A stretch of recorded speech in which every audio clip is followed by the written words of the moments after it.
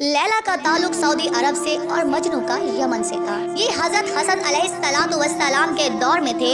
इन्हें मजनू का लक़ब भी हजरत हसन अलैहिस्सलाम ने दिया था। लैला मजनू बुनियादी तौर पर एक अरबियुल असल दास्तां है। इसमें बयान करदा किरदार तारीखी तौर पर साबित माने जाते हैं कि लैला मजनू हकीकी शख्सियत थी। मजनू का असल नाम या जिस नाम को असल तस्वुर किया जाता है कैस इब्नुल मलूक इब्नुल मज़ाहिम है और वो एक मालदार नजदी कबीले बनु आमिर के सरदार का बेटा था। लैला का नाम भी लैला बिन्ते मादी इब्ने साद बयान किया जाता है। नज़ामी गंजवी के किस्से लैला मजनू के मुताबिक लैला और मजनू बचपन में एक ही मदरसे में पढ़ने जाते थे। तभी इनमें बामी ताल्लुक पैदा हुआ। बचपन में कैस और लैला दोनों अपने कबीले की बकरियां चराते थे और साथ बैठते और आपस में बातें करते थे। कैस की तवज्जो तालीम की बजाय लैला की तरफ रहती थी, जिस पर उस्ताद से इसे सजा मिलती, मगर उस्ताद की छड़ी कैस के हाथों पर पड़ती और दर्द लैला के हाथों पर होता। उस्ताद ने ये बात लैला और कैस के घर वालों को बता दी, जिस पर लैला के मदरसे जाने और घर से निकलने पर पाबंदी लगा दी गई।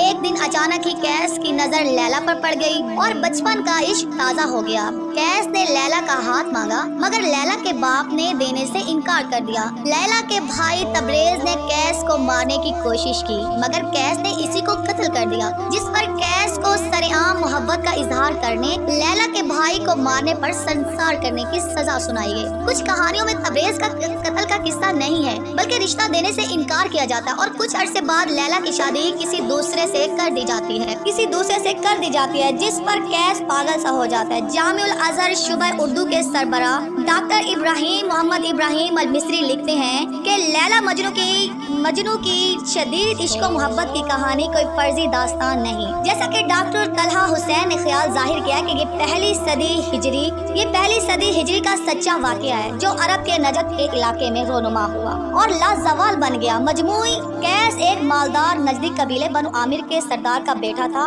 वो एक गोरा चिट्टा खूबसूरत और खुशगफ्तार नौजवान था, शायर भी था। कैस ने लैला पर शायरी करते हुए एक जगह लिखा है, वो एक चांद है जो एक सर्द रात में आसमान के वसत में चमक रहा है। वो निहायत ही हसीन है, इसकी आंखें इस कदर स्याह हैं कि इन्हें सुरमे की जरूरत नहीं। कैस के वालिदैन अपने खानदान के साथ लैला के घर वालों के पास गए और उन्होंने लैला का रिश्ता मांगा, लेकिन लैला के वालिदैन ने रिश्ता देने से इनकार कर दिया।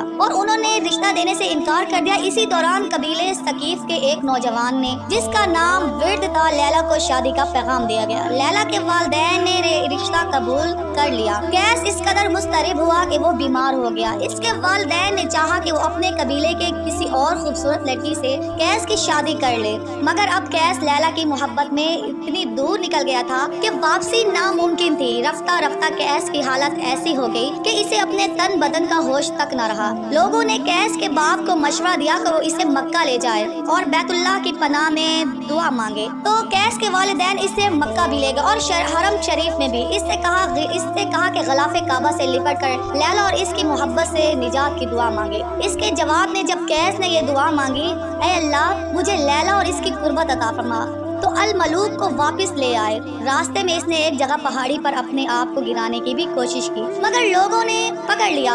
अपने कबीले में वापस पहुंचकर कैस का बाप एक बार फिर लैला के बाप के पास गया ताकि इसे लैला की अपने बेटे से शादी करने पर आमादा करने की कोशिश करे, मगर फिर भी इनकार हो गया। लैला की शादी इस दूसरे लड़के से कर दी गई, जिसका पैगाम आया था।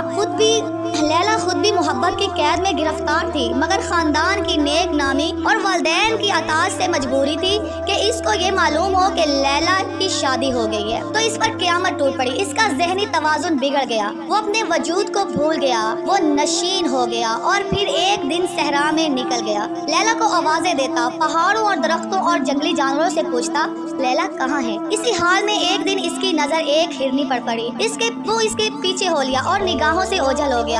इसके घर वाले सहरा में इसे ढूंढते रहे। चौथे दिन वो इन्हें एक पथरीली वादी में रेत पर मुर्दा पड़ा मिला। रवायत के मुताबिक लैला भी शायरा थी और यही चीज है जिसने इस मोहब्बत के किस्से को लाजवाल अलमिया बना दिया, जिसके लिए दिल और आंखें रोते हैं। ये मुमकिन तो था कि ये मोहब्बत शादी पर मुंतक होती और खुशियों भरी जिंदगी इन्हें हासिल होती, मगर तकदीर के आगे तदबीर का कहाँ बस चलता है।